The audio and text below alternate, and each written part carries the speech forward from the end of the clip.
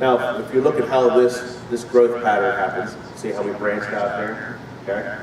Turns out that within our bodies, that same growth pattern is extremely important to fill as much area, just like a plant, fill as much area with as little energy as possible. One of the big areas that turns out is the bronchi and your lungs. Your lungs are built and engineered so that whenever it grows with the same Fibonacci growth pattern as what trees do. And what that does is it completely packs the most area with the least amount of energy that you can possibly get. Man has still not figured out how to take and grow a more efficient area than by using this growth pattern and then see how it applies to our bodies. Okay, so we start off with one trunk, see how it splits down to two, and then that splits to three, and then it splits one there. So that packing right there, your lungs are able to absorb as much oxygen as absolutely possible in the smallest amount of area. I find that fascinating. Also in your brain, the neural net in your brain is set up the same way. You start off with pretty much one nerve, and it branches out exactly the same way, with the same idea that you start off with one, and you try to fill as much area as possible with as little energy as possible. So we find out that our brains are completely branched out using the same growth aspect as what trees and plants do. That's amazing if you ask me, because it's perfectly engineered. Now, from looking inside, let's look on the outside. If I were to take they call this the golden triangle. If I take this length right here is 1.618 times longer than this. So if I take the radius of the Earth, if I were to take the moon and set it right on the edge of the Earth, I don't know why I'm skipping it. If I stack these up, it turns out that the exact center of the moon and the exact center of the Earth is a Fibonacci feet longer than the radius of the Earth. And that turns out to happen a lot with the cosmos. You'll find that orbital patterns exhibit the same exact ratio. Truly amazing. Another one that pretty much follows right in suit, if you take the rings of Saturn, if you take these Fibonacci golden rectangles and stack them up, you see that each one of these lines aren't just willy-nilly thrown in there, they're actually spaced perfectly according to that ratio. And this is one of the areas that science and engineering has just started to try to play with Fibonacci numbers, and noticing just how perfect everything in our cosmos is set up to be, well, harmonically perfect. Okay, in short, pretty much everything around you is based on the Fibonacci ratio. Okay, Fibonacci ratio is a pattern. All right, and patterns don't only happen on the outside, all right, naturally, but patterns can also happen on the inside with each one of us. What do we call something whenever we have something we do as a pattern? What do they have a name for that? What's it called whenever we make a pattern ourselves? A sequence? Well, sequence is a good word, but I'm looking for a more descriptive word. A habit. Absolutely, come up here and get one of these.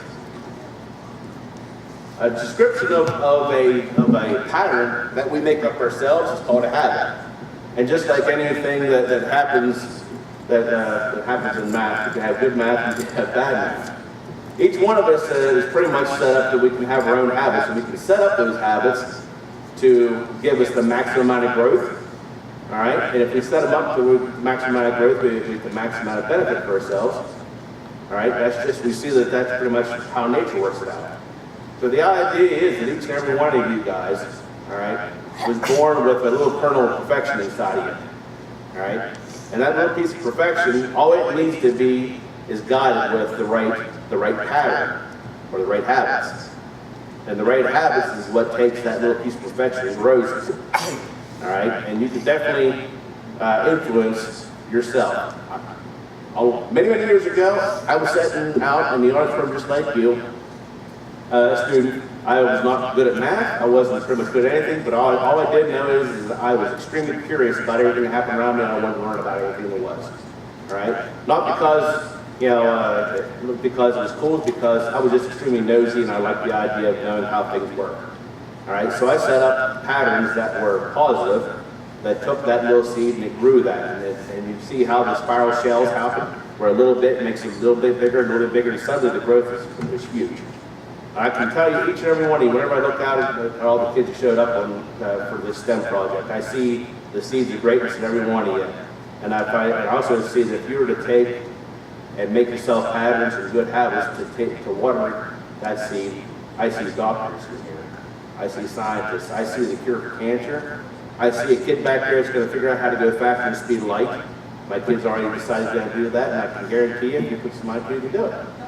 There is nothing impossible if you decide that you're going to set up patterns to make yourself overcome everything in front of you.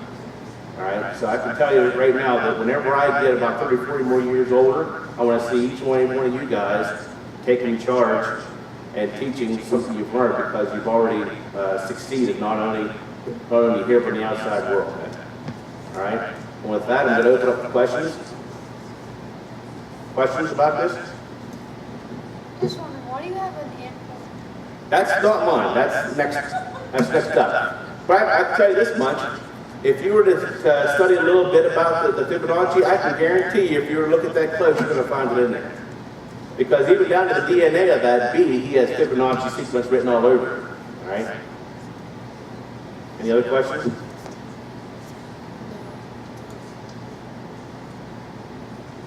All right, with that, I thank you for your time. Thank you very much.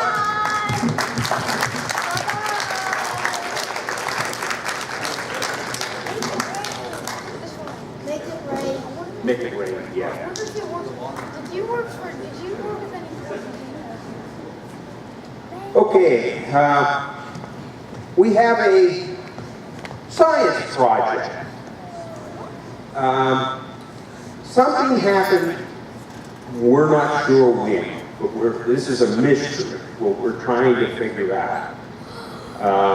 In the computer lab, a screen was broken. Now, we're not sure when it happened. It may have been weeks ago. We're not sure. Does anybody remember seeing a computer screen that was broken? What room was that in? It was in the computer lab where Yeah, the one that you were in. the one that you guys were in. 1:30, is that right? That's okay, I just wanted to know where. No, we're just trying to figure out whether we have to pay for it or if it happened before.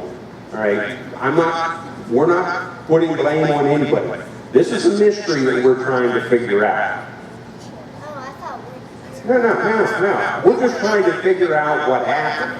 You know, like I said, this could have happened weeks ago, but we don't remember seeing it. So we don't know if it was weeks ago or if it's just a sort of like a project, but nobody saw it. I have a young man back there with his hand up. I believe it was the screen part. Nobody saw it. Where at? I personally